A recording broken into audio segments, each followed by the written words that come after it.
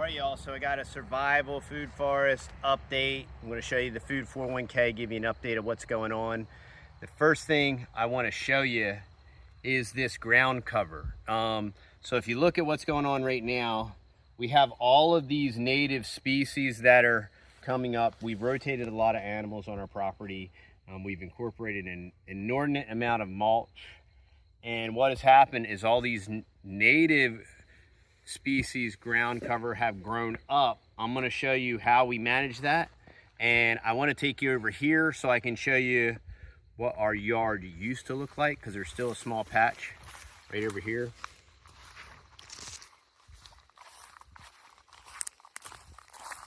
So our whole entire yard was bahia grass, which is like this mutant version of Bermuda, and it'll choke out everything, and you're watching it choke out this plant right now.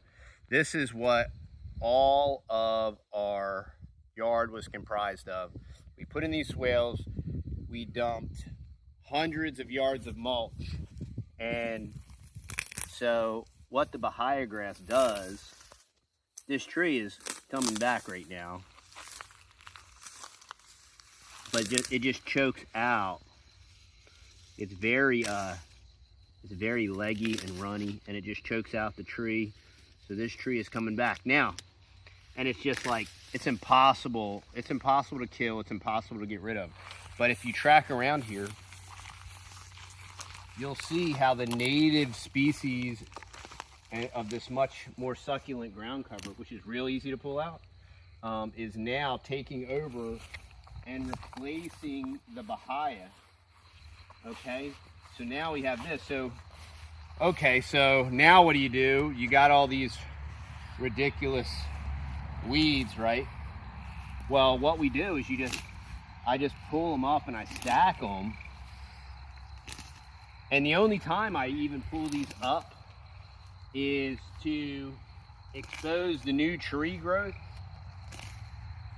So these trees all got hit by a bunch of fallen cedars, so they got beat up pretty good. But what I'm going to do is I'm just going to pull these weeds back so that the new growth can get sunlight. There's tons of new growth in here. It's just being...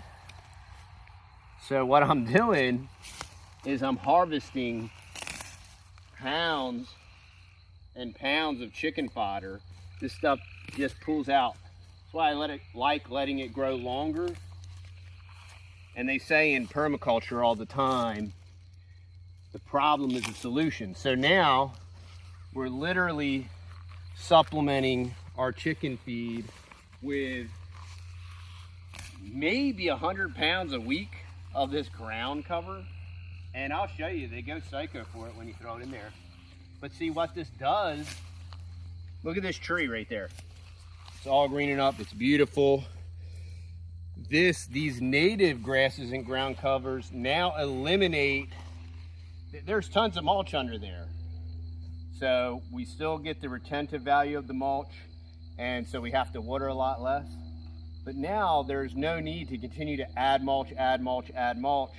Once you get the soil biology to the right place, these invasive junky species like bahia just can't compete with the native ground cover.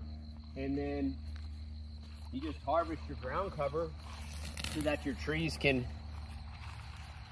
get some sunlight, and then I tote this all up and feed it to the chickens. Now I've done today, just sporadically, I've done 3 trash cans full to the top, so 55-gallon trash cans of this ground cover.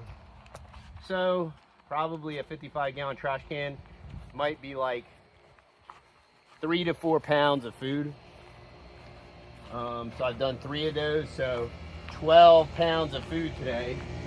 I didn't plant this, I didn't water it, I didn't manage it, and it's repairing the soil, it's protecting our trees, and now it's going to feed our chickens. And you'd think I was like throwing them like Snickers bars, y'all. Look at them crazy. run. They go Look at crazy. them run.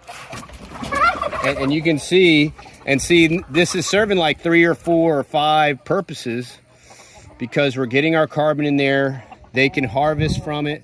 They can eat from it. They're getting nutrients. And then when we throw chips down, the composting process continues. So it keeps everything alive in here. It's good for our chickens. It's good for our trees. And you're watching now. You're gonna have to go way back in the Wayback Machine, Texas Boys, like 7 years ago, to see what that right when Justin Rhodes got here. I think we had just planted that front section, and you're gonna have to go back and look at it. And you're gonna see that it was just nasty bahia grass, and you can even look at it in the yard here. Yeah, so our backyard, this used to all be bahia, super invasive, and now you can see that it's 40 to 50% clover and other different types of native species. On our next video, we're going to take you into the back food forest, and you can kind of see it's the exact same thing.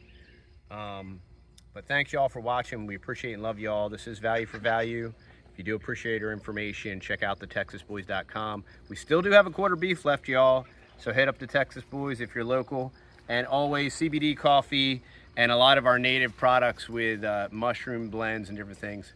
Great stuff. Y'all have an awesome day. We'll see you on the next video.